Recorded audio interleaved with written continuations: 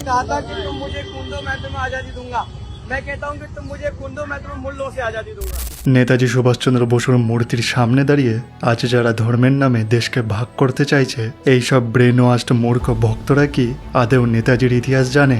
চলুন আজ আপনাদের শোনাবো নেতাজি সুভাষচন্দ্র বসুর আজাদ হিন্দ ফৌজের সেই সত্য ইতিহাস, যা শুনলে হয়তো এদের লজ্জায় মাথা হেড হয়ে যাবে।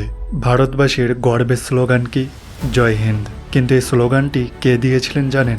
নেতাজি যখন ভারতের স্বাধীনতার লক্ষ্যে জার্মানিতে যান, তখন তার সাথে আলাপ হয় এক তরুণ ইঞ্জিনিয়ারের। তিনি নিজের পড়াশোনা ছেড়ে নেতাজির আজাদ হিন্দ ফৌজে যোগ দেন। তার নাম ছিল আবিদ হাসান সাফরানি। এই আবিদ হাসানই প্রথম নেতাজিকে জয় হিন্দ স্লোগানটি উপহার দিয়েছিলেন। শুধু তাই নয়, দ্বিতীয় বিশ্বযুদ্ধের সময় জার্মানি থেকে জাপান শত্রু শিবিরের চোখ ফাঁকি দিয়ে সাবমেরিনে করে নেতাজি সেই বিপজ্জনক 3 মাসের সফরে তার একমাত্র সঙ্গী কে ছিলেন? হ্যাঁ, এই আবিদ হাসান সাফরানি। প্রতিটা মুহূর্তে নেতাজির ছায়াসঙ্গী হয়ে মৃত্যুর মুখ থেকে ফিরে এসেছিলেন তিনি। এবার আসা যাক আজাদ হিন্দ ফৌজের বীর সেনানীদের কথায়। 1944 সালে ব্রিটিশদের বিরুদ্ধে ইম্ফল যুদ্ধে আজাদ হিন্দ ফৌজের একটি ব্রিগেডের নেতৃত্ব দিয়েছিলেন জেনারেল শাহনওয়াজ খান।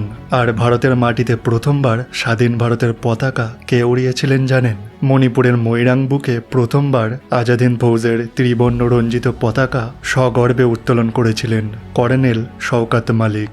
নেতাজির আজাদ হিন্দ ফৌজ কোনো ধর্মের ভিত্তিতে তৈরি হয়নি, তা তৈরি হয়েছিল ধর্মনিরপেক্ষ জাতীয়তাবাদ ও স্বাধীনতার আদর্শে।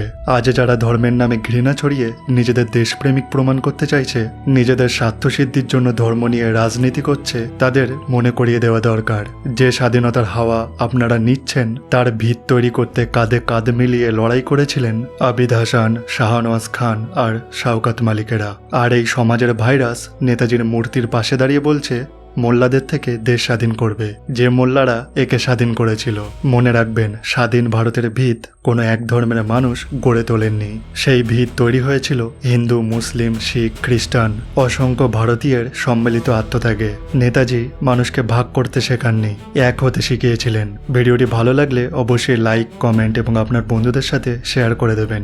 আর আমাদের ইউটিউব চ্যানেলটিও প্লিজ সাবস্ক্রাইব করে দেবেন, কারণ ফেসবুক, ইনস্টাগ্রামে আইটি অ্যাক্ট প্রয়োগ করে খুব সহজেই যে কোনো পোস্ট ডিলিট করে দেওয়া হচ্ছে। তো ভালো থাকবেন, সুস্থ থাকবেন।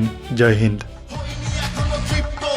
ইতিহাস অভিশপ্ত, গুপ্ত গুপ্ত গল্প সত্য, এদেশে সুভাষকে বোঝা শক্ত, সুভাষকে বোঝা শক্ত, স্বাধীনতা আনে রক্ত, সুভাষকে বোঝা শক্ত।